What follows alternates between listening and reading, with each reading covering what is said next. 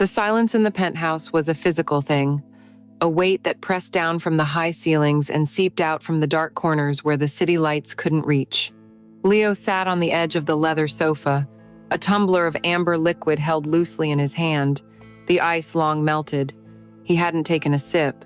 Outside, New York glittered, a million lives burning bright and indifferent, a universe away from the cold dread coiling in his stomach. The phone was dark on the marble table beside him, but her voice was still there, trapped in the expensive, quiet air of the apartment he shared with his wife.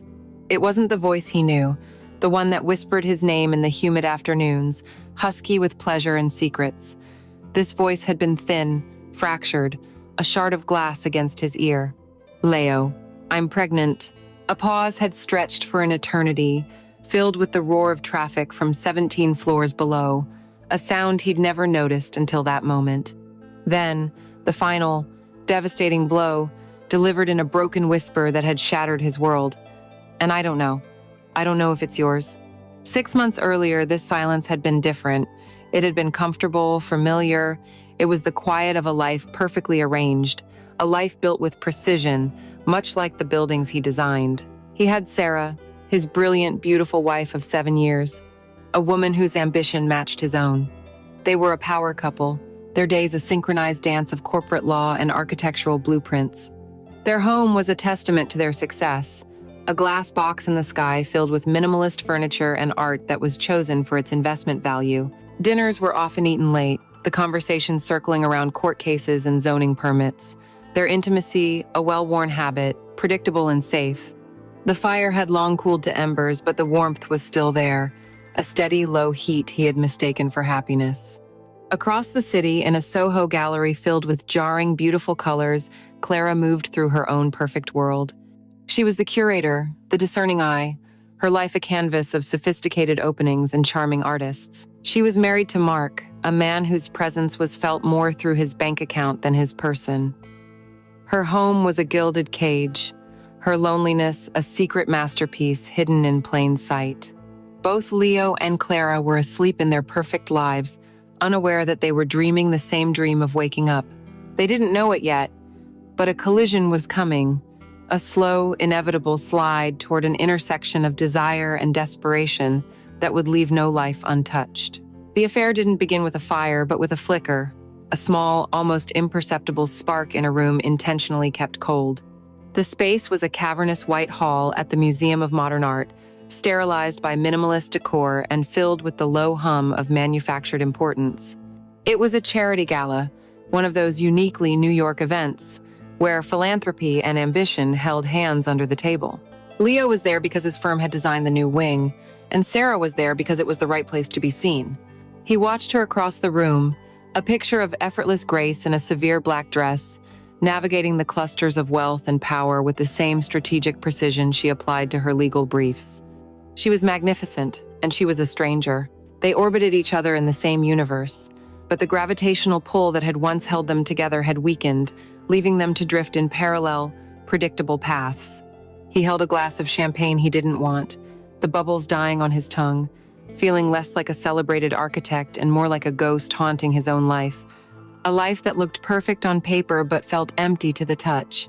And then he saw her. She was standing by a chaotic, vibrant Pollock painting, and for a moment, she seemed to be a part of it, a splash of life against the sterile white wall. She wasn't dressed in the muted, strategic colors of the other women. She wore a slip of a dress in deep emerald silk, a color that seemed to drink the light and hold it close. It clung to her body not with tightness, but with a liquid grace, outlining the gentle curve of her waist, the swell of her hips. Her hair, the color of warm chestnuts, was gathered loosely at the nape of her neck, with stray tendrils escaping to kiss her bare shoulders. She was talking to an older man, her head tilted, and as she laughed, a genuine, unguarded sound, Leo felt that flicker inside his chest. It was a feeling so unfamiliar, so long forgotten, that it took him a moment to recognize it as simple, unadulterated want. He wasn't just looking at a beautiful woman. He was looking at a story he desperately wanted to read. As if pulled by an invisible string, he found himself drifting in her direction. A mutual acquaintance, a portly real estate developer, caught his arm and made the introduction. "Leo, You must meet Clara. She's the brilliant curator at the Vance Gallery. Clara, this is Leo Vance, the man behind the new building. Her name was Clara. It suited her. It felt soft and classical. She turned to him, and the full force of her attention was like a physical touch. Her eyes were a complex shade of hazel, flecked with green and gold, and they held his for a fraction of a second longer than was polite. Mr. Vance, she said, her voice lower than he expected, with a smoky texture to it. The acoustics in your new wing are sublime. It's a space that breathes. She extended a hand, and as his skin met hers, a jolt, faint but undeniable, passed between them. Her hand was cool and delicate in his, yet her grip was firm. Please, call me Leo. He didn't want to let go. The developer moved on, leaving them in a small bubble of isolation amidst the crowd. The polite, meaningless chatter of the gala faded into a distant hum. You don't just see a building, you hear it, Leo found himself saying, surprised by the earnestness in his own voice. That's what I was hoping for. A smile touched her lips, a slow, knowing curve that made his breath catch. Her lips were painted a deep shade of plum, and he was suddenly, intensely aware of their shape, their softness. Most people just see the steel and glass, she replied, her eyes drifting back to the Pollock. They see the investment. They don't feel the chaos, the desperate need to create something real out of all the noise. She spoke about the painting, about the artist's tormented soul splashed onto the canvas, and her passion was a living thing. It filled the space between them, warming the cold air. Her hands moved as she spoke, elegant, expressive things, painting pictures in the air. He watched, mesmerized, as she described the layers of paint, the raw emotion trapped within. She wasn't just describing a work of art, she was describing her own soul, and his. She was speaking a language he had forgotten he knew, the language of feeling, of instinct, of messy, beautiful life. He found his gaze drawn to the delicate line of her throat, the hollow at the base, where a tiny gold pendant rested. He could almost feel the warmth of her skin, imagine the faint, rapid pulse beating just beneath the surface. Her perfume reached him, not a heavy, overpowering scent, but something subtle and intoxicating, like night-blooming jasmine and something else, something wilder, like the air after a rainstorm. It was the opposite of Sarah's clean citrus scent, which was always pleasant, always predictable. There was nothing predictable about this woman. And what do you see? She asked, turning her gaze back to him, pulling him from his reverie. The question hung in the air, not about the painting, but about everything. About the party, their lives, the polite fictions they were all maintaining. He was supposed to give a standard, clever answer, but looking into her eyes, he felt the urge to tell the truth. I see structure, he said slowly, the words feeling heavy and inadequate. Necessary, beautiful structure. But sometimes, I wonder what it's protecting, or what it's caging. Her smile faded, replaced by a look of such profound, startling understanding that it felt more intimate than a kiss. She knew.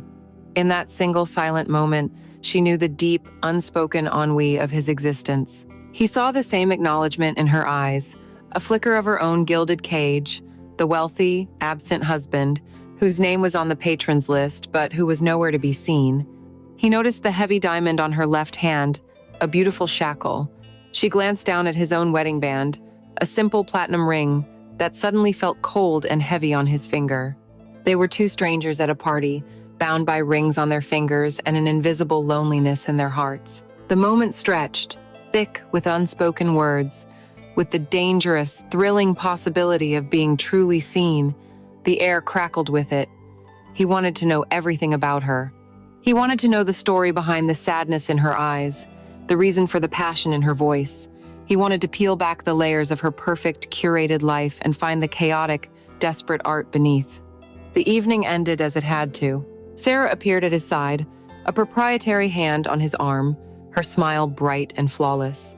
A tall, handsome man he recognized as Mark Thorne, the investment banker, materialized to claim Clara. The spell was broken. Reality, cold and sharp, rushed back in.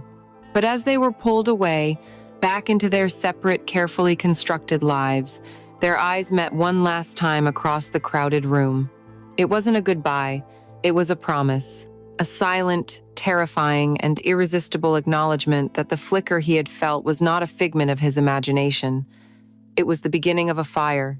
The business card sat on his desk for 2 days, a small white rectangle of heavy cardstock that felt more significant than any architectural drawing. Her name, Clara Thorne, was printed in a clean, elegant font below the name of the gallery. It was an object from his world, professional, contained, safe, but it held the memory of her, of the scent of jasmine and rain, of the startling naked understanding in her hazel eyes. On the 3rd day, he surrendered. He drafted an email, his fingers hovering over the keys, composing and deleting sentences like a nervous teenager. He settled on something bland, something professional, following up on our conversation regarding potential design consultations for your gallery space.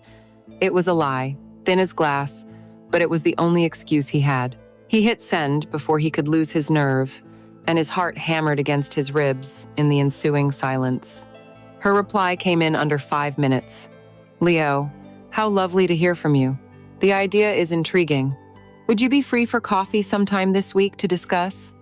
The formality was a thin veil over the warmth in her words. The fire had been given oxygen.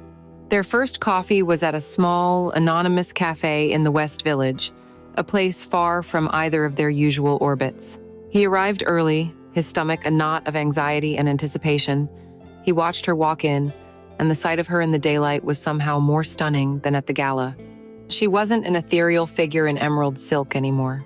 She was real. She wore simple jeans, a soft gray cashmere sweater that hinted at the curves beneath, and her hair was down, falling in soft waves around her shoulders. She was breathtaking.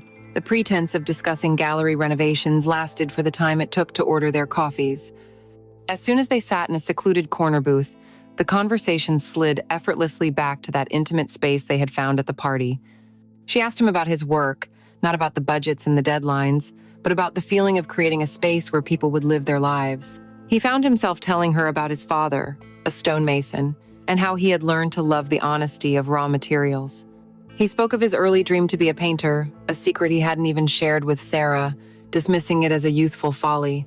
But Clara didn't dismiss it. She leaned forward, her chin resting on her hand, and listened with an intensity that made him feel like he was the only person in the world. A painter's soul in an architect's mind, she said softly. That must be a lonely place to live. And just like that, she saw him. He saw her too. She spoke of her life, not with bitterness, but with a quiet, melancholic resignation. She described her husband, Mark, as a collector. He collected companies, art, a beautiful wife. He appreciated their value, he maintained them meticulously, but he didn't truly engage with them. She confessed that sometimes she felt like the most beautiful, most expensive painting in his collection, hung on a wall to be admired but never touched, her own vibrant colors slowly fading under a layer of dust. In that little cafe, surrounded by the smell of roasted coffee beans and the murmur of strangers, they became each other's confidants. They were trading the small, broken pieces of themselves, and realizing with a sense of wonder that the other person's pieces seemed to fit their own jagged edges perfectly.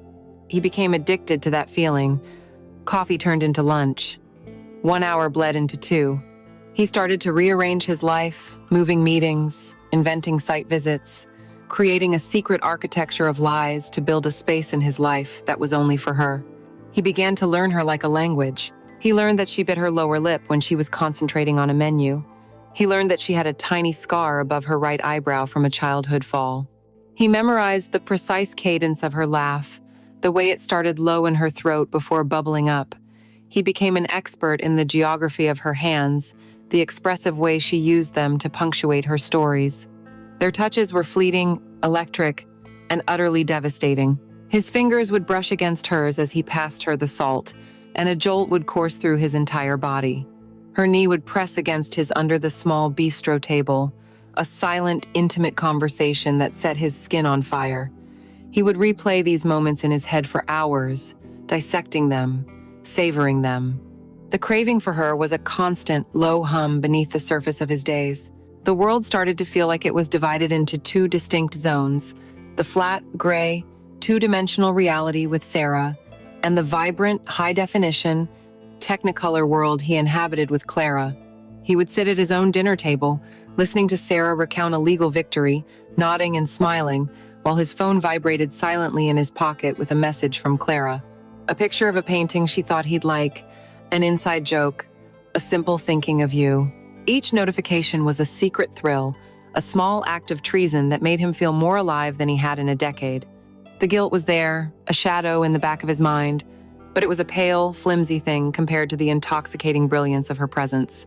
One late afternoon in autumn, after a particularly long lunch, they walked through a quiet, forgotten corner of Central Park. The air was crisp, and golden leaves crunched under their feet. The conversation had lulled into a comfortable silence. For a moment, they were just a man and a woman walking in a park, the city noise a distant roar. He looked at her, at the way the low sun caught the red highlights in her hair, and the urge was overwhelming. It was a physical pull, a magnetic force demanding he close the small gap between them, take her hand and intertwine his fingers with hers. His hand twitched, his muscles tensed. He could already feel the imagined warmth of her skin, the rightness of it.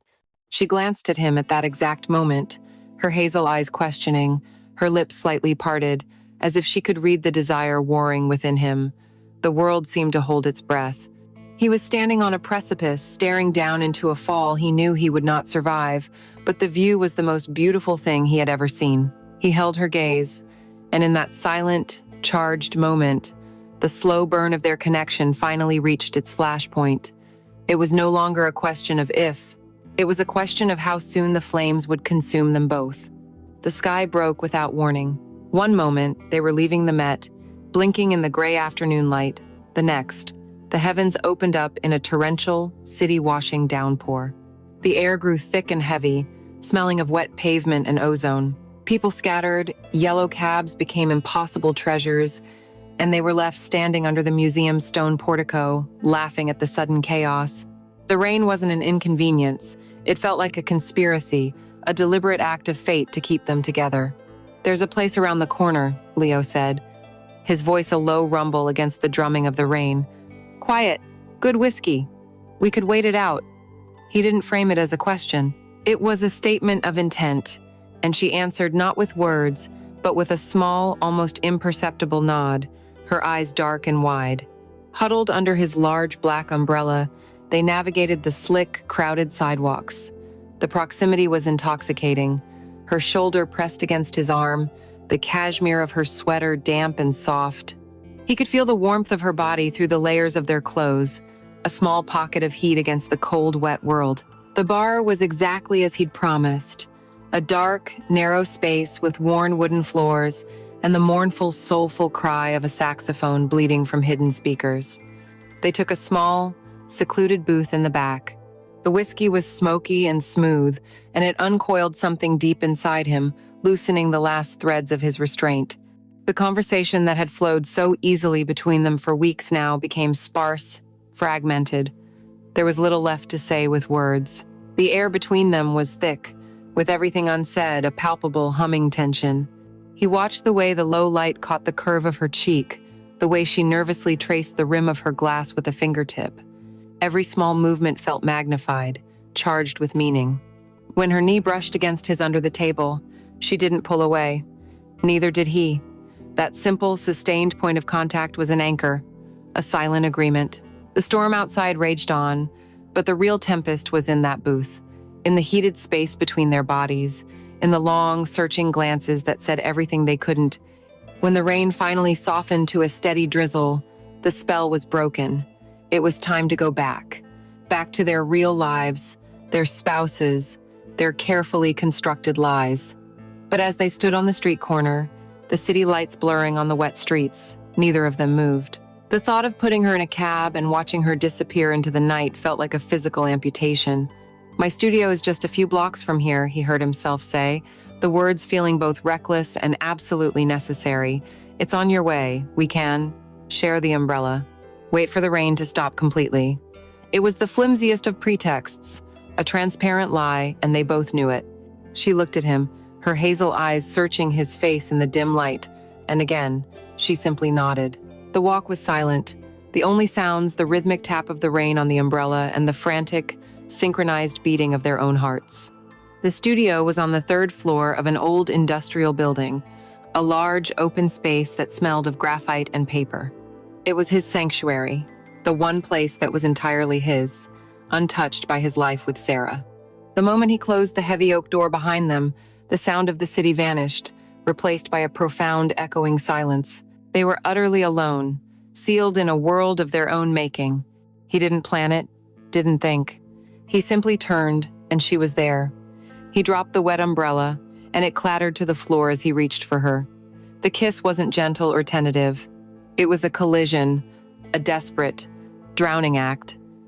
It was weeks of stolen glances, of accidental touches, of whispered confessions over coffee, all culminating in a raw, explosive release. His hands tangled in her damp hair, pulling her closer, while hers gripped his jacket as if she were afraid she might fall.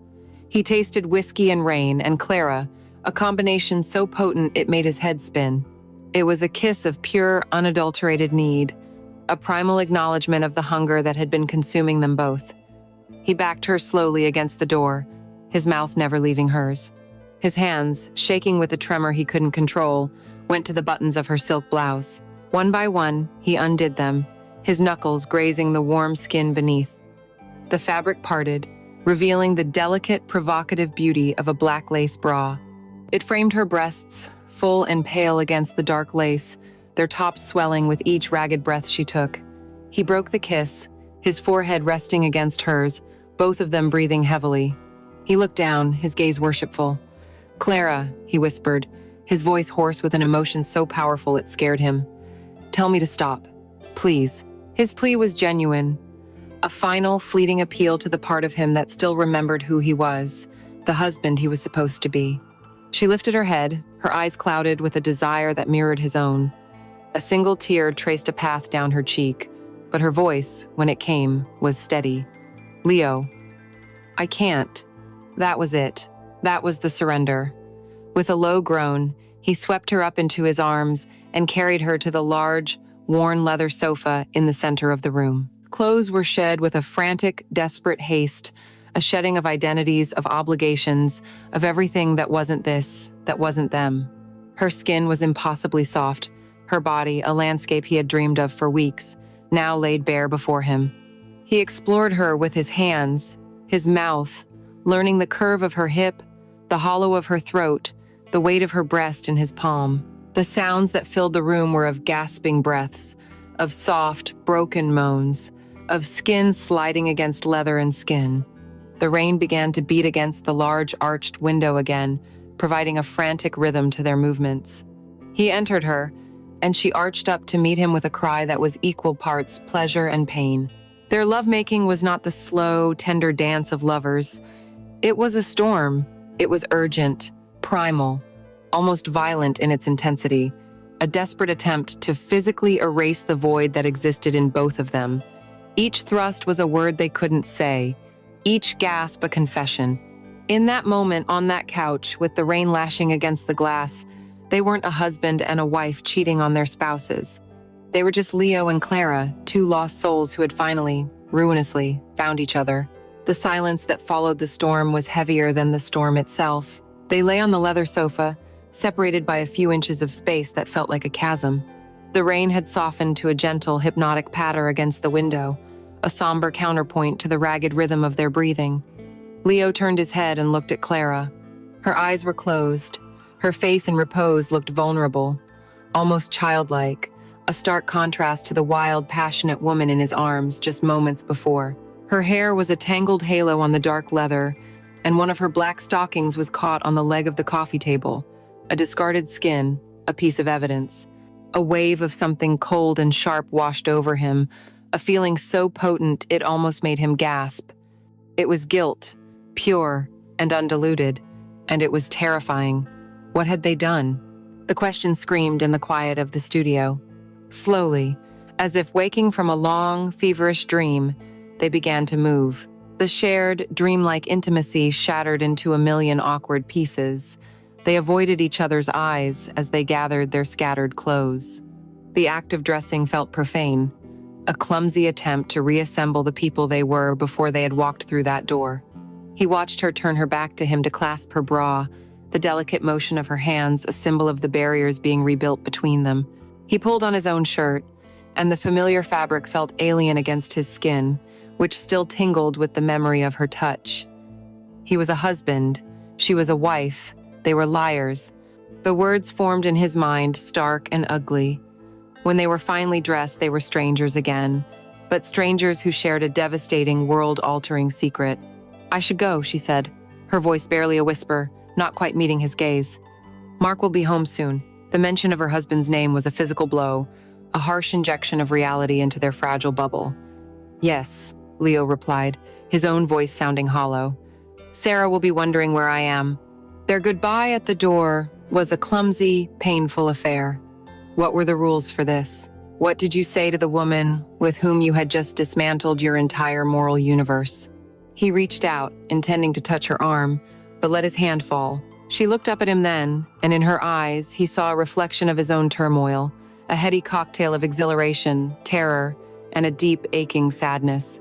She leaned in and gave him a quick, chaste kiss on the cheek, her lips cool against his skin. It felt more illicit than anything they had done on the couch. It was a kiss of complicity, of shared sin.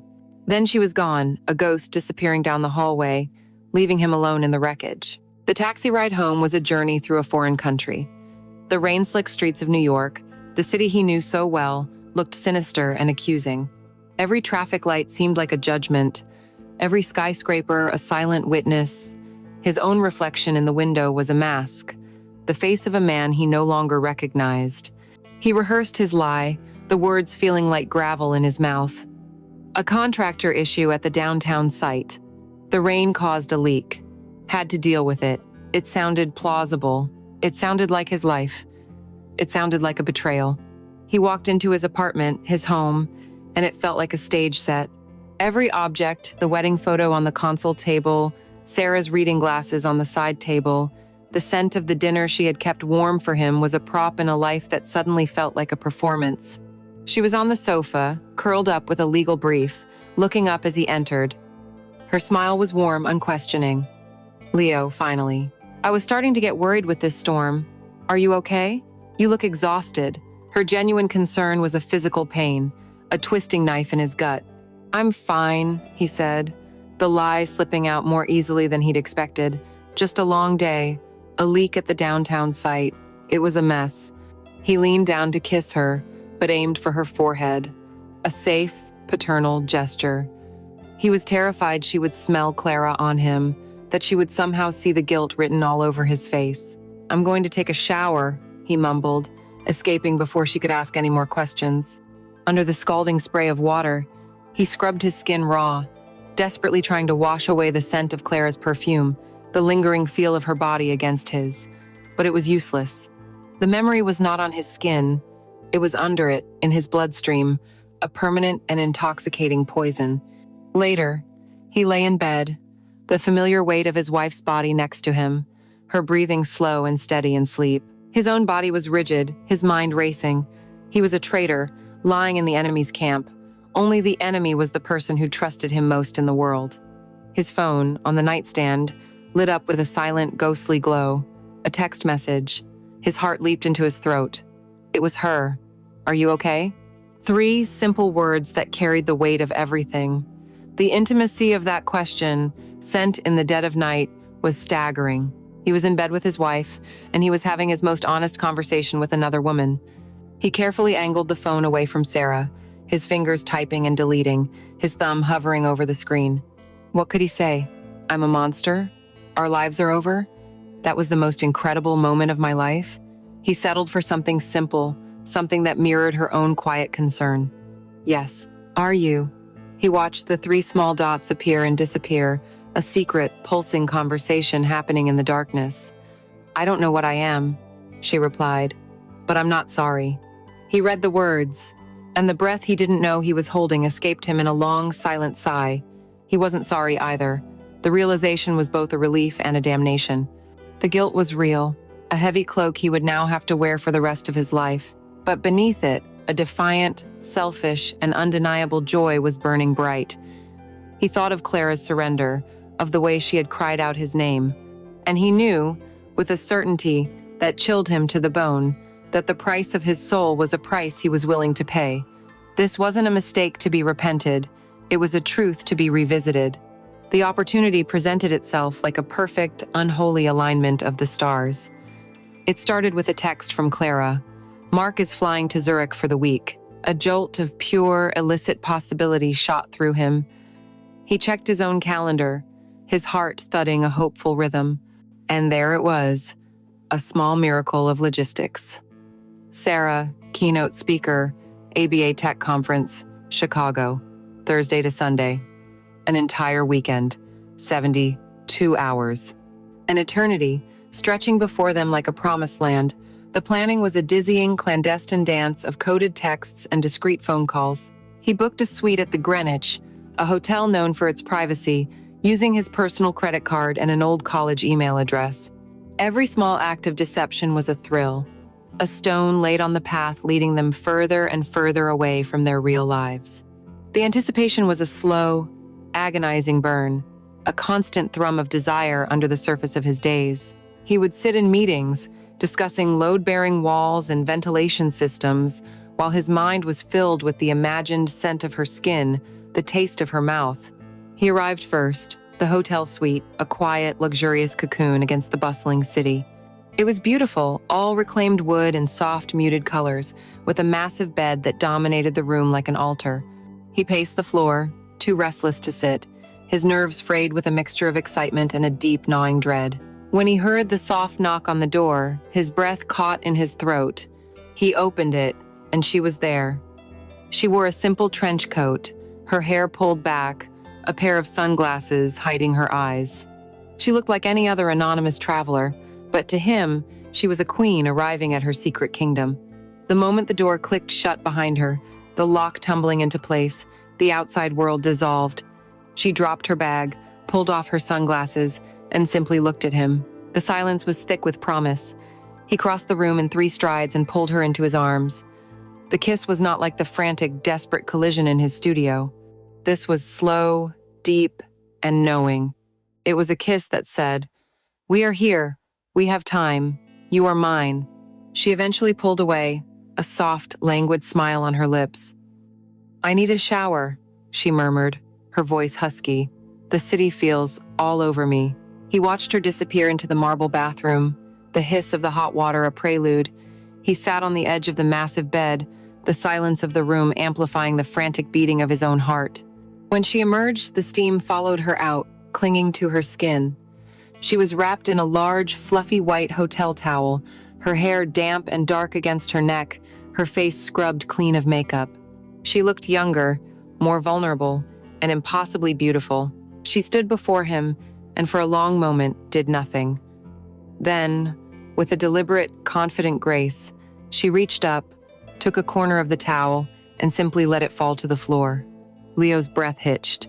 He had seen her body in the frantic, shadowy moments in his studio, but this was a revelation. In the soft, forgiving light of the hotel suite, she was a masterpiece. He let his eyes travel over her, a slow, worshipful gaze.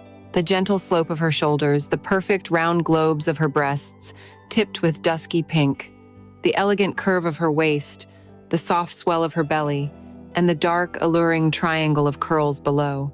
He followed the line of her hips down to her long, graceful legs. She turned slightly, and he saw the exquisite, perfect curve of her backside, 2 flawless, firm mounds of flesh that made his mouth go dry.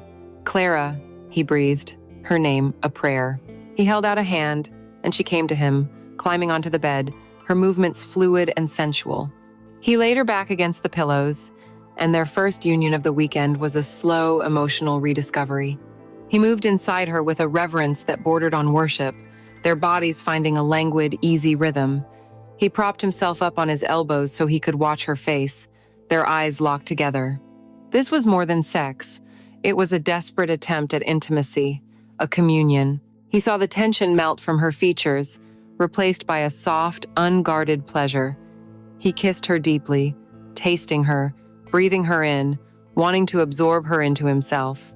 Her quiet sighs, the way her fingers dug into his back, were the only sounds in the room.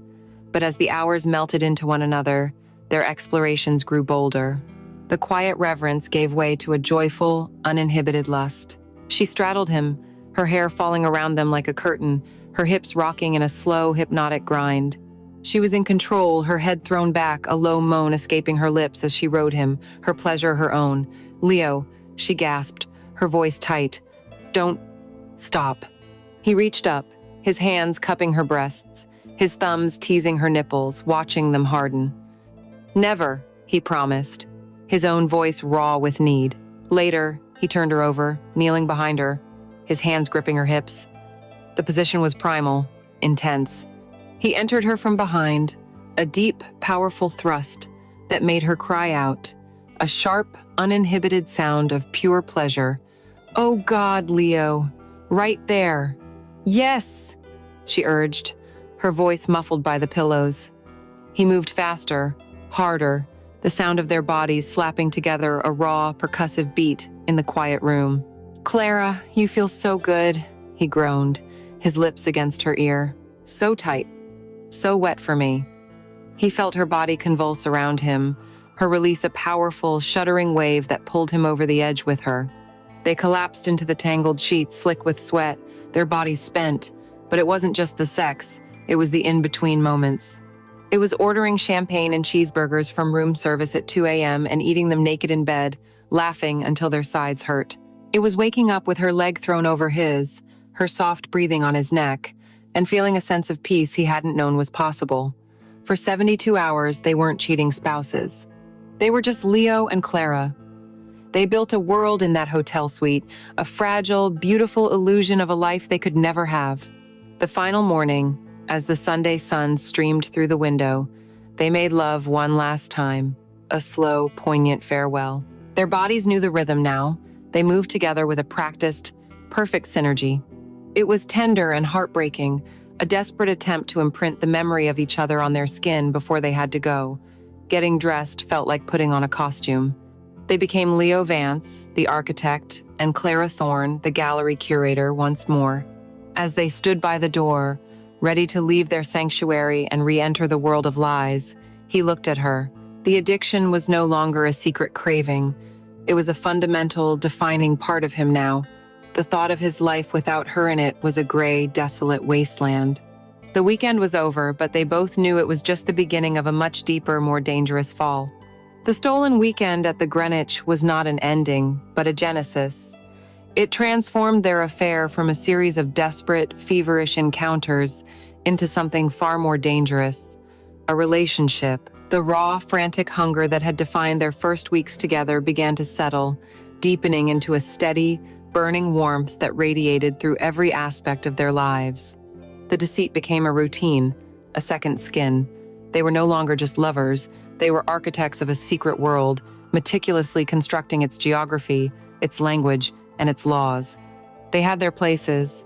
There was the small Italian cafe with the wobbly table in the back, where the owner knew them as Mr. and Mrs. Smith, a joke that felt both thrilling and tragic. There was a secluded bench in the north woods of Central Park, overlooking the water, where the noise of the city seemed to fade into a gentle murmur. There was a dusty, forgotten gallery in Chelsea that they would wander through on rainy afternoons, their shoulders brushing, their quiet comments about the art, a coded conversation about their own feelings. These locations became sacred, chapels in the new religion of us. The nature of their intimacy shifted. Sex was still a vital, powerful current between them, a physical expression of the emotions that were too vast to put into words. But it was no longer the sole purpose of their meetings. Now, they talked. They laid the parts of their souls bare that they kept hidden from everyone else, especially their spouses. Curled up on the leather sofa in his studio, which had transformed from a scene of sin into a sanctuary, he told her about the suffocating weight of his father's expectations, the silent disapproval that still haunted him for choosing the artistry of architecture over the brute force of construction. It was a wound he had never shown Sarah, who saw his career only in terms of success and prestige. But Clara listened, her fingers tracing the lines on his palm, and understood the shadow of a little boy who just wanted his father's approval. In return, she gave him her own ghosts.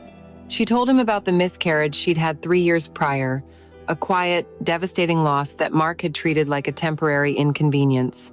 "We'll try again," he had said, his voice devoid of emotion. There's no sense being hysterical. His dismissal of her grief had been a mortal blow to their marriage, a wound from which they had never recovered. She cried as she told him, a silent, painful weeping, and Leo just held her, stroking her hair, letting his presence be the comfort she had been denied. They were trading their deepest traumas, using their shared pain as the mortar to build the walls of their private world. This emotional excavation led them to a dangerous, intoxicating conclusion. They were soulmates. It was a seductive, narcissistic delusion that allowed them to reframe their betrayal as a noble, inevitable tragedy. Their marriages were not the sacred vows they were breaking, but the unfortunate mistakes that had kept them apart. Sarah wasn't the loving wife he was deceiving. She was the symbol of a life he had chosen out of pragmatism, not passion. Mark wasn't the husband Clara was betraying. He was the architect of her loneliness. This narrative made their affair feel not just justified, but destined. "It's like I've known you my whole life," she whispered to him one afternoon, her head resting on his chest. "No," he had replied, kissing the top of her head. "It's like my whole life was just a long, quiet wait for you." They believed it with every fiber of their being, because they had to. The alternative, that they were just two selfish, weak people causing irreparable harm, was too ugly to contemplate. Their growing confidence made them reckless. They began to take small, foolish risks. The thrill of near discovery, a potent aphrodisiac. Walking through a crowded street market, he would let the back of his hand brush against hers. A fleeting, electric contact. At a Lincoln Center concert, they happened to both be attending with their respective spouses. He caught her eye across the grand lobby, and they shared a look so intense, so full of shared secrets. It felt more intimate than a kiss. One crisp autumn day, as they crossed a quiet, tree-lined street in the village, he did it. He reached out and took her hand. Her fingers intertwined with his instantly, a perfect, natural fit. For the 10 seconds it took to cross the street, they were a normal couple, a part of the world, not hidden from it. The feeling was so powerful, so breathtakingly simple and right, that it almost brought tears to his eyes. The moment they reached the other side, he had to let go, and the feeling of her hand leaving his was a profound physical ache. This new, deeper connection made his life at home feel like an elaborate, exhausting charade. The emotional core of his being now resided with Clara, and what was left for Sarah was a hollowed-out shell. He was a polite, attentive, and utterly absent husband. He would sit at dinner parties, laughing at jokes he didn't hear, his mind a million miles away on a park bench with Clara. One night, as they were getting ready for bed, Sarah turned to him, her expression clouded with a vague concern. "Is everything all right at work, Leo? You seem distant lately. Like you're here, but not really." The lie came to his lips with a practiced ease that horrified him. "It's just this new museum proposal. It's all-consuming. I'm sorry." She accepted the excuse, as he knew she would, because she was a good, trusting person. Her trust was a branding iron on his conscience, but the burn was a dull ache compared to the vibrant, all-consuming fire of his feelings for Clara. Their illusion was complete. In their minds, they had transcended the sordid label of an affair. What they had was real, profound, and pure. They had built a beautiful, light-filled house in the middle of a hurricane, and they were so captivated by the view from the window that they failed to notice the walls were made of glass, and the foundations were cracking with every lie they told. They were in love, and they felt invincible. An illusion, no matter how beautiful, is still made of glass. It can withstand the pressure from within for a surprisingly long time, but it is always vulnerable to the slightest tap from the outside world. The tap came on a lazy Sunday morning. It was a day of domestic peace, the kind Leo had once found suffocating but now clung to as a form of camouflage. He and Sarah were in the living room, surrounded by the weekend papers, the air smelling of fresh coffee. It was a scene of perfect, unremarkable, marital contentment. His phone was on the coffee table, face up. It was a rookie mistake, a sign of the dangerous comfort he had begun to feel in his double life. He went to the kitchen to get a refill of coffee, and in that brief, unguarded moment, the world cracked open. A message illuminated the screen. The sender was listed as Clara, a change he'd made from C Gallery, thinking it was somehow less suspicious. The preview, visible for a fleeting second on the lock screen, was a dagger. Can't stop thinking about Friday afternoon. You were. He walked back into the room, mug in hand, and the atmosphere had changed. The air was still charged. Sarah was looking at him, her expression not accusatory, but quietly, unnervingly observant. "A message came through for you," she said, her voice even, from someone named Clara. He felt a wash of ice water in his veins. His heart began a frantic, panicked drumming against his ribs, a sound so loud he was sure she could hear it. He fought to keep his face a neutral mask. "Oh," he said, forcing a casual tone. "Clara Thorne, from the Vance Gallery. Probably something about the new installation." He picked up the phone, his hand slick with a sudden sweat, and quickly unlocked it, his thumb swiping the notification away into oblivion. But the damage was done. "The message didn't look like it was about an installation," Sarah said, her eyes not leaving his. She wasn't angry, she was something far worse, curious. It looked personal. The lie had to be constructed instantly, flawlessly. That. We had a long, boozy lunch with a potential donor on Friday. She's probably just talking about the ridiculous stories he was telling. She's a bit of a character. He even managed a small, dismissive laugh. It sounded brittle and false to his own ears. Sarah held his gaze for a long moment, an eternity in which he felt his entire life being weighed and judged. Then she nodded, a slow, deliberate motion, and picked up her section of the newspaper. "Right," she said. She didn't believe him, not completely. She didn't have proof, she didn't have a full-blown suspicion, but a seed of doubt, a tiny, poisonous seed, had been planted in the fertile ground of his recent distance. The easy, comfortable trust that had been the bedrock of their marriage was gone, replaced by a quiet, vigilant watchfulness. That single incident shattered their private world. The affair was no longer a beautiful, secret garden. It was a minefield. Paranoia became Leo's constant companion. Every unexpected call from Sarah, every casual question about his schedule, felt like a cross-examination. He started to see accusations in her most innocent glances. He became a digital ghost, a master of clandestine security.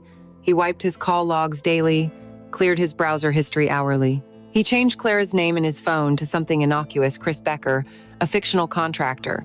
He turned off all message previews and made sure his phone was never ever left unattended, face up. It lived in his pocket, a warm, vibrating secret against his thigh. The thrill of their secret was gone, replaced by the grinding, teeth-clenching stress of maintaining it. Sleep offered no escape. He was plagued by anxiety dreams. Sarah finding a hotel receipt in his pocket, Mark Thorne confronting him on a crowded street, his phone ringing in the middle of the night, exposing everything. He would wake up in a cold sweat, his heart pounding, the ghost of a scream on his lips, with Sarah breathing softly and obliviously beside him. He told Clara about the close call, and the fear seeped into their sanctuary like a poison gas. Their conversations, once filled with shared dreams and intimate confessions, were now dominated by logistics, by risk assessment. Don't text on weekends. Use the other messaging app. Call from the office line if you can. The language of love was replaced by the language of espionage. The stress began to fray the edges of their connection. One afternoon, he missed her call because he was in a meeting with Sarah, who had dropped by his office unexpectedly. He called Clara back an hour later, his voice tense. "You can't call me like that," he hissed, his whisper sharp with panic. "What if she had been here when you called?" Clara, already on edge, reacted with hurt instead of understanding. "I'm sorry," she said, her voice cold. "I didn't realize I was an inconvenience. Do you want to do this or not, Leo? Because I can't live like this, jumping at every shadow. That's not what I meant." He backpedaled, but the damage was done. It was their first real fight, a petty, ugly thing born entirely of fear. The external pressure was creating internal fractures. A few days later, the terror visited her side of the affair. Mark, home from Zurich, was looking for a document in her purse and found a receipt from a small bookshop in a neighborhood she had no business being in, the same neighborhood as his studio. "What were you doing all the way over there?" he asked, his question casual, but his eyes sharp. She felt the same icy dread Leo had described. She lied, flawlessly, about meeting an old college friend for coffee, but the close call left her shaken for days. The affair was no longer an escape from the pressures of her marriage. It was a second, more intense source of pressure, a constant, low-grade terror. They were no longer two souls finding solace in each other. They were co-conspirators in a crime, constantly looking over their shoulders, waiting for the inevitable moment of capture. The joy was being systematically replaced by fear, and their beautiful illusion was beginning to look more and more like the cage it truly was. The final break was preceded by a fight, but not the loud, dramatic kind. It was a cold war that had been raging in the quiet of their apartment for weeks, and it finally culminated in a quiet, devastating exchange. Leo had come home late, again, the lie of a client dinner tasting like ash in his mouth. Sarah was waiting for him, not in the living room, but in their bedroom, a space that had once been a sanctuary and now felt like a courtroom. She didn't shout. Her voice was calm, controlled, and utterly devoid of warmth, which was far more terrifying. "I'm not a fool, Leo," she said, her arms crossed over her chest. "I don't know who she is or what you're doing, but you're lying.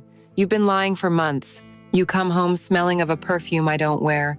You look at your phone like it holds the secrets to the universe, and when you look at me, you don't see me at all." He started to deny it, the well-rehearsed lies about work stress and deadlines ready on his tongue, but she cut him off. "Stop. Just stop insulting my intelligence. This distance, this hollowness. It's not work. It's a person." He felt the walls of his carefully constructed world closing in, the air growing thin. He was cornered, exposed by the one person he had sworn to protect, and the guilt and the fear curdled into a hot, defensive anger. The argument escalated, his denials becoming more vehement, her accusations more precise, until the truth was a screaming, undeniable presence in the room. He felt suffocated by her knowing gaze, by the wreckage of the trust he had so carelessly destroyed.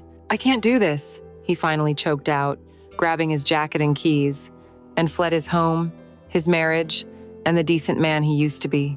The city lights were a painful, indifferent blur. There was only one place to go, one person who could understand the specific brand of poison that was running through his veins. He called Clara, his voice a ragged whisper on the phone. "Meet me. The studio. Now." He didn't wait for a reply.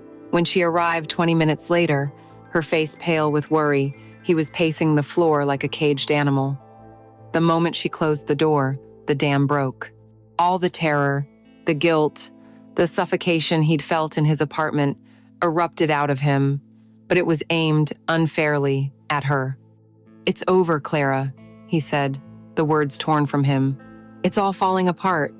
Sarah knows. I don't know how, but she knows. We can't do this anymore." His panic was a selfish, cruel thing. He was thinking only of his own imploding life. Clara recoiled as if he'd struck her. Her own fear, simmering for weeks, ignited into a white-hot anger. "She knows? Or you finally grew a conscience, Leo?" She shot back, her voice trembling with a hurt he was too wrapped up in himself to recognize. "So that's it? You'll just run back to your perfect life and leave me with what? The memory of being your dirty little secret?" The argument was ugly, vicious. They threw their fears at each other like stones. Each accusation, a desperate attempt to wound the other person as much as they themselves were wounded by their impossible situation. They were shouting, their faces inches apart, the air in the studio crackling with a toxic energy. He was trapped. There was no going back to Sarah, not now. But there was no future with Clara, only this endless, nerve-shredding present. The hopelessness of it all crested over him in a massive, suffocating wave.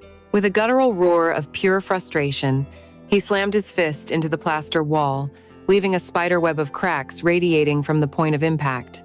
The sharp, violent sound shocked them into silence.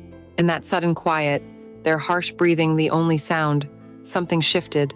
The anger, having reached its peak, collapsed inward, imploding into a single, desperate, all-consuming need. He grabbed her. It wasn't a gesture of tenderness. It was an act of possession, of desperation. His mouth crashed down on hers, a bruising, punishing kiss that was more about silencing the chaos in his head than it was about affection. For a shocking moment she resisted, her hands pushing against his chest, And then, with a broken sob, she melted against him, her own desperation matching his. Her nails clawed at his back, tearing through the thin fabric of his shirt, a welcome, grounding pain. This was not lovemaking, it was an exorcism. He backed her against the cold, unyielding wall he had just struck. The fine silk of her dress ripped under the frantic pulling of his hands. They slid to the floor in a tangle of limbs and frantic, ragged breaths. This wasn't the soft leather couch of their first encounter, or the luxurious bed of their stolen weekend. This was the hard, dusty floor, a reflection of the ugly, stripped-down reality of their affair. They were raw, exposed, and utterly lost. As he hovered over her, his body trembling with a violent, agonizing need, she looked up at him, her eyes wild, her face stained with tears. "Leo," she whispered, her voice a raw plea that shattered what was left of his heart. "Hurt me. It wasn't a request for pain, but for oblivion." "Make me forget," she begged, her fingers digging into his shoulders. "Just for a minute. Make me forget everything."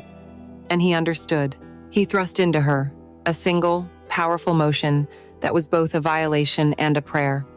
He moved with a punishing, relentless rhythm, a desperate attempt to drive the thoughts and fears from both their minds.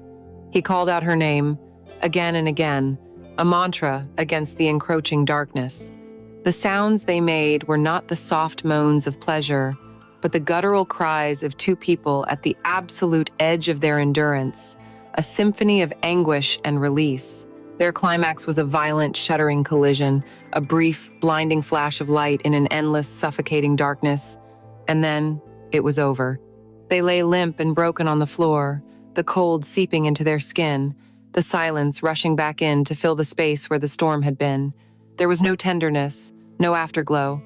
There was only the acrid taste of despair and the profound, crushing weight of what they had just done. They hadn't made love. They had tried to destroy each other, and in doing so, had only managed to destroy what little beauty was left in their secret world. They dressed in silence, two strangers who knew each other's bodies better than their own souls. They didn't know it then, lying in the ruins of their passion, but that final, desperate act of oblivion had just created a consequence that could never be forgotten, a life that would bind them together in their ruin. The departure from the studio was a silent, separate retreat from a battlefield. They didn't speak, didn't look at each other as they pulled their clothes back on, the movements heavy with shame and a profound, bone-deep weariness. The violence of their encounter had burned away everything, the passion, the tenderness, the beautiful, destructive illusion they had built. All that remained were the ashes. He left first, stepping out into the pre-dawn chill, the city air feeling sharp and clean against his hot skin. He didn't look back. He knew she was still on the floor, a silhouette of ruin in the dark. In the days that followed, the silence was a living entity between them. It was a mutual, unspoken quarantine, an acknowledgement that they had become toxic to one another. His phone, once a source of illicit thrill, now lay inert on his nightstand, a dormant bomb. He would find himself staring at it, his thumb hovering over her contact name, Chris Becker, a lie that now seemed pathetic and childish. But he never texted. She never called. A week bled into two. The silence was a gaping wound, but it was also a strange, hollow relief. The constant, grinding fear of discovery began to recede, replaced by the crushing weight of what he had done to his life, to Sarah, to the woman he had claimed to love in that dusty studio. Overwhelmed by a desperate, suffocating guilt, he launched a frantic campaign to reclaim his life, to become the man he was supposed to be. He began to perform the role of the perfect husband with the dedication of a method actor. He started coming home early, bringing flowers, a gesture so uncharacteristic that Sarah initially looked at them with suspicion. He planned a weekend trip to a quiet, ridiculously expensive inn in the Hudson Valley, the same one where he had proposed to her nearly a decade ago. It was a desperate, clumsy attempt to rewind time, to return to a place of purity he had long since torched. The weekend was a masterpiece of emotional theater. He was attentive, charming, engaged. He complimented the dress she wore to dinner. He listened intently as she spoke about a complex case. He held her hand as they walked along the river. He said all the right words. He made all the right gestures. He was a perfect imitation of a loving husband, but it was a performance. When he smiled, the muscles in his face ached with the effort. When they walked by the river, his mind wasn't on the beautiful autumn foliage. It was replaying the ugly, desperate fight in the studio, the sound of her dress tearing, the feel of her nails on his back. He was a ghost haunting the scenery of his own life. On their last night at the inn, she turned to him in the large, canopied bed. In the soft light from the fireplace, she looked beautiful, her face open and hopeful. She reached for him, her touch, a silent question, an invitation to bridge the chasm that had opened between them. He knew what he had to do. This was the final act of his penance. He made love to his wife, his movements gentle and practiced. But it was a hollow, soulless act. He was a machine going through the motions, a body disconnected from a mind that was screaming Clara's name. He kept his eyes squeezed shut, because when he opened them, he was terrified he would see Clara's face, not Sarah's. He felt like he was betraying both of them in that moment, his sin compounding itself into an infinite, recursive loop of deceit. He could feel Sarah's cautious optimism, her desperate will to believe that this was a new beginning, and it felt like a physical weight crushing his chest. He was giving her a lie, a beautifully wrapped gift with nothing inside. They returned to the city, and for a month, a fragile, unnatural peace settled over their home. The storm had passed, leaving behind a tense, watchful quiet. Sarah stopped asking questions, and Leo stopped giving her reasons to. He played his part, and she, in a silent act of self-preservation, pretended to believe him. The affair, he told himself, was over. He had survived. He had made his choice. But the silence from Clara was not a peaceful absence. It was a screaming void. Her lack of presence was more powerful than her presence had ever been. He would walk down the street and see a woman with the same chestnut hair, and his heart would seize in his chest. He would hear a piece of jazz music and be instantly transported back to the dark, smoky bar where they had waited out the rain. She was a phantom limb, an ache in a part of him that was no longer there. The life he had so desperately fought to rebuild felt like a prison of his own making. The quiet evenings with Sarah, the comfortable routines, they were all colorless, tasteless, a bland and muted existence compared to the vibrant, chaotic, and dangerous world he had shared with Clara. He had chosen safety, but he was dying of it. The performance began to fray. The effort of being someone he wasn't, of feeling nothing when he was supposed to feel everything, was utterly exhausting. He grew irritable, his carefully constructed patience wearing thin.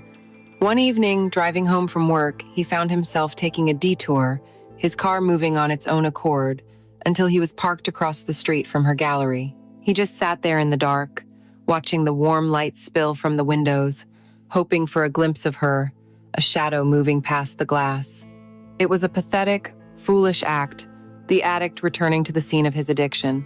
He was a moth, and that light was a flame that would incinerate him, and still, he could not stay away. After nearly a month of this self-imposed exile, he reached his breaking point. The quiet was no longer a relief. It was a torture. He had to know. Was she okay? Did she hate him? Did she feel the same cavernous emptiness? That night, after Sarah was asleep, he sat in the dark of his living room, his phone in his hand. His thumb scrolled to Chris Becker. He was going to break the silence. He had to. His finger hovered over the call button, his heart pounding a slow, funereal drumbeat. He took a deep breath, the final, shuddering breath before the plunge back into the abyss. And then, before he could press the button, the screen lit up. An incoming call. The name on the screen was not Sarah's, not his mother's, not anyone from work. It was Chris Becker. The calm was over. The storm had just made landfall. The phone vibrated against the polished wood of the table, a frantic, insistent buzz that was obscenely loud in the tomb-like silence of the living room. The name on the screen, Chris Becker, was a relic from a time when he had believed this could be managed, controlled. Seeing it now, after a month of suffocating quiet, felt like watching a ghost materialize. His heart hammered against his ribs, a frantic, trapped bird. He had been about to call her, to tentatively reopen the door he had slammed shut, but her calling him felt different. It felt like a summons, an alarm. He let it ring twice more, the sound shredding his nerves, before his hand, trembling slightly, reached out and accepted the call. He lifted the phone to his ear, his throat suddenly dry. "Clara?" He whispered into the darkness. Silence. Then, a shaky, indrawn breath from the other end of the line. It was her, but it was a version of her he had never heard before. All the smoky warmth, the confident, musical cadence of her voice had been stripped away, leaving something thin, fragile, and utterly terrified. "Leo," she breathed, and her name on his lips was not a lover's murmur, but the sound of a string being stretched to its breaking point. "Are you okay?" he asked, the question absurd and inadequate. The silence that followed was so long, so filled with a terrible, unspoken weight, that he thought the line had gone dead. He could hear the faint, distant sound of traffic from her end, a sign that she was in her own home, in her own life, a world away. "No," she finally said, the single word collapsing into a choked sob. "I'm not okay." He waited, his entire body rigid with a nameless dread. He knew with the chilling certainty of a man on the gallows that his life was about to be cleaved in two. And then she said the words, "Leo, I'm pregnant." The sentence didn't register at first. It was just a string of sounds, disconnected from meaning. Pregnant. The word hung in the air between them, suspended over the invisible, crackling line that connected his dark apartment to hers. Then his mind, slowly, sluggishly, began to process it. A baby. A life. And for a single, insane, breathtaking moment, a wild, treacherous hope flared in his chest. A baby. Their baby. A living, breathing consequence of their love, a secret made real, something that would bind them together, a reason, a justification for all the lies, all the destruction.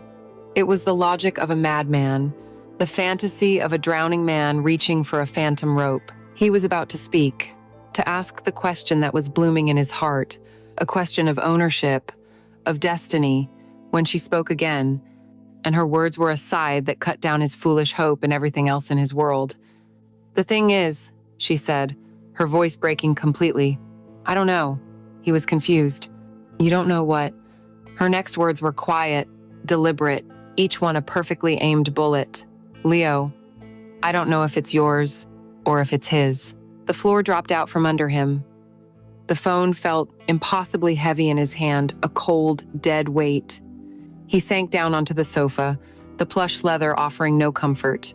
The glittering city outside his window dissolved into a meaningless, swirling vortex of light. There was a high-pitched ringing in his ears, and her voice seemed to be coming from a great, great distance. He could hear her talking, explaining, the words tumbling out in a torrent of shame and desperation. She told him about her own month of hell, about going back to Mark after their terrible fight. She had tried, just as he had, to perform a role, to save her own marriage, to be the wife she was supposed to be. There had been a night, a desperate, hollow attempt at reconciliation, fueled by guilt and too much wine. An act of penance, just like his own pathetic, choreographed weekend with Sarah. She wasn't making excuses. She was confessing. She was laying the ugly, messy, tangled truth of their parallel desperation at his feet. The timeline was impossible, a chaotic blur of sin and repentance. One violent, desperate night with him at the studio, one hollow, dutiful night with her husband, and somewhere, in that crucible of fear and regret, a life had begun. He was no longer listening. His mind was a maelstrom. He saw it all with a horrifying, crystalline clarity. Every choice, every stolen lunch, every secret text, every lie, had been a step on a path leading directly to this moment. This was the check. The bill for their stolen happiness had finally come due, and the price was absolute, unimaginable ruin. This wasn't a problem to be solved. It wasn't a secret to be managed. It was a catastrophe. A biological time bomb was now ticking, and he had no idea who had set it, only that its detonation would vaporize everything he held dear. The life he had so carefully constructed, the career, the reputation, the marriage to a good woman who was sleeping peacefully in the next room. It was all a house of cards, and a hurricane was coming. The call ended. He couldn't remember who hung up first. It didn't matter. He was left in the crushing silence of his living room, the echo of her broken voice, the only sound. This was the scene his story had begun with, but now he understood its true horror. He poured a glass of whiskey, the amber liquid catching the light, and stared at it. The city lights, once a symbol of his success, now seemed to mock him, a million tiny, indifferent eyes watching his private apocalypse.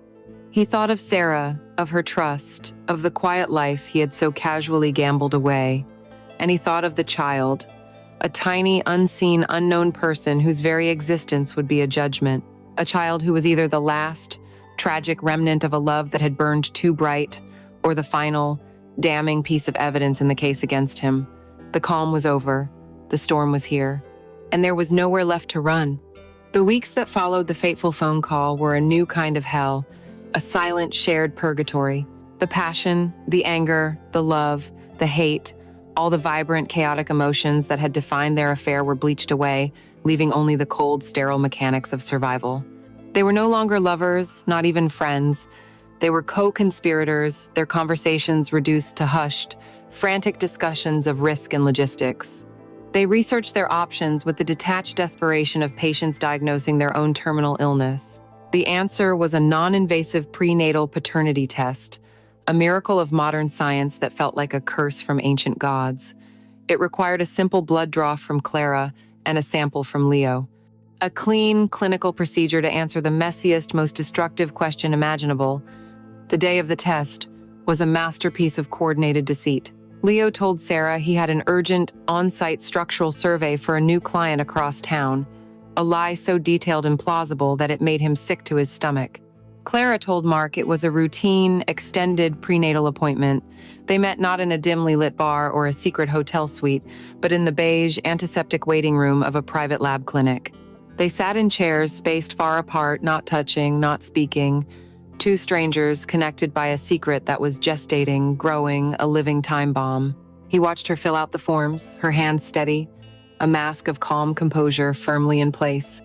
He admired her strength, even as he was terrified by it. He was called in first, a quick, impersonal swab of his cheek. Then it was her turn. When she came out, a small cotton ball taped to the crook of her arm, she didn't look at him. There was nothing left to say. They had handed their fate over to a laboratory, to a sequence of DNA, to a sterile, mathematical truth that would have no mercy. Then came the waiting. 7 to 10 business days, an eternity. Life continued, a grotesque parody of normality. Leo went to work, he sat through meetings, he had dinner with his wife. But he was a specter at his own feast. The entire world had a thin, brittle quality to it, as if it could shatter at any moment. Every conversation with Sarah was fraught with a terrifying poignancy. He found himself noticing the little things he hadn't seen in years. The way she tucked her hair behind her ear when she was reading, the faint scar on her chin from a childhood accident, the sound of her quiet, steady breathing as she slept beside him. These details, once the mundane backdrop of his life, were now excruciatingly precious, each one a fresh stab of guilt. He was a dead man walking, haunting the halls of a life he had already forfeited, waiting for the official notice of his own execution. He was trapped in the unbearable limbo between the crime and the punishment. The email arrived on a Tuesday night, the 10th day. He and Sarah had just finished a quiet dinner. She was in the bedroom, getting ready for sleep, the soft sounds of her nightly routine, a gentle, heartbreaking counterpoint to the violent chaos in his soul. He was in the living room, the city lights glittering outside, just as they had on the night of the phone call. His phone, which he had been checking with obsessive, Pavlovian regularity, chimed with a soft, final finality. He looked at the screen. It was from the laboratory. The subject line was 4 simple, soul-destroying words. Your results are ready. He didn't open it. He couldn't. His finger hovered over the screen, paralyzed. His perfect apartment, his successful life, his unsuspecting wife in the next room, it all hung suspended in this single, terrible moment. He stood up and walked to the doorway of their bedroom. Sarah was sitting at her vanity, brushing her long hair. She looked peaceful, beautiful, a woman whose world was still whole. He felt a wave of pity so profound it almost brought him to his knees. Pity for her, for the devastation he was about to visit upon her life. Pity for himself, for the weak, selfish man who had traded all this for a ghost of a feeling. He knew in that moment that the answer in the email didn't really matter. If the child was his, a catastrophic explosion would follow. If the child was not his, the secret of his betrayal would remain, A silent, radioactive poison that would contaminate every day of the rest of their lives together. The man she had married was already dead. He had died months ago, in a rain-soaked studio, and this hollowed-out thing was all that was left. Across the city, Clara sat in the oppressive silence of a room painted a soft, hopeful yellow. A brand-new crib stood in the corner, assembled by Mark's proud, oblivious hands. A mobile of smiling, felted stars hung above it, turning slowly in a non-existent breeze. She had her hand on her belly, where the first, faint, butterfly flutters of life had recently begun. Was it the flutter of a love so powerful it had defied all consequence? Or was it the flutter of a lie that would now be her lifelong prison? The life inside her, once a source of terror, was now a real, tangible presence. It was an innocent, a life that deserved a name, a future, but it was also a judgment, a tiny, living symbol of either a beautiful, ruinous truth or a terrible, necessary lie.